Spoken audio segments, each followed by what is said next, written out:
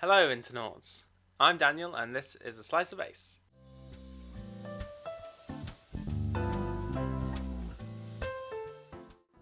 If you've watched my first video on asexuality, you know that there are at least two different types of attraction: romantic attraction and sexual attraction. And that's what I'm going to discuss today. I'm going to try and explore the intricacies of attraction, and in doing so, hopefully paint a clearer picture of what different forms of attraction mean to myself and to people in general. Sexual attraction is a feeling you get when you look at someone and desire to have sexual contact with that person. I'm not 100% sure this is actually how it works, as I've never felt sexual attraction myself, but this is what I've been told by the all-seeing internet. Romantic attraction is a feeling that you want to be romantically involved with a person. So this can include being in a relationship, having a romantic dinner, kissing, doing all the sorts of things that you would normally expect of a couple, just excluding sex. The reason a separate definition for romantic and sexual attraction exists stems mainly from asexuality. For most sexual orientations, sexual and romantic attraction are intrinsically and naturally linked. If someone says to you that they're gay, you assume that they feel romantic and sexual attraction to people of the same gender. But this isn't always the case, and the reason it appeared with asexuality is that there are many asexuals who obviously don't feel sexual attraction, but they want to be in relationships. And this is where the so-called split attraction model came from. The split attraction model describes your sexual and romantic orientation separately. For example, I am a homoromantic asexual. This means that I do not feel sexual attraction to any gender, but I feel romantic attraction towards other guys. The way you form this is by using the same prefix that you would use on your sexual orientation, so homo, hetero, or bi, and then putting it on romantic. So you can be homoromantic, heteroromantic, panromantic, biromantic, aromantic, and probably many others. And if you think that label is a bit of a mouthful, you can always shorten it down to gay ace or lesbian ace or straight ace, depending on what you are. Sexual and romantic orientations are obviously the big two, but they aren't the only ones. I'm going to talk about two other forms of attraction. The first is sensual attraction. Sensual attraction is a desire to have physical contact with a particular person.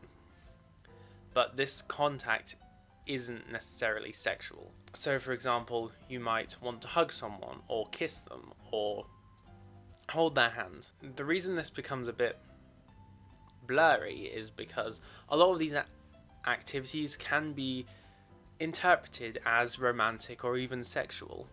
Depending on the persons involved, something as simple as a kiss can be platonic, romantic, or even sexual. The final type of attraction I'm going to talk about is aesthetic attraction. Aesthetic attraction is basically when you find someone good looking. So you look at someone and appreciate their appearance. It's often likened to looking at a piece of art and thinking, oh, that looks really nice. And the reason this is a good analogy is because a lot of people conflate sexual, romantic, and aesthetic attraction together. So when they look at someone and they're good looking, they automatically think, ooh, they'd be a nice person to date, and ooh, I would want to have sex with that person. But aesthetic attraction is different in that you're solely appreciating their appearance. So you can look at a piece of art, but hopefully you don't want to have sex with it. So if we're talking about me personally, I feel all the types of attraction listed except for sexual attraction. I already mentioned that I feel romantic attraction towards other guys. What this means for me is that I want to be in a committed romantic relationship with someone. I want to spend lots of time with them. I want to go out for dinners and dates. Regarding the other attractions, I regard sensual attraction as something that is very important to me personally.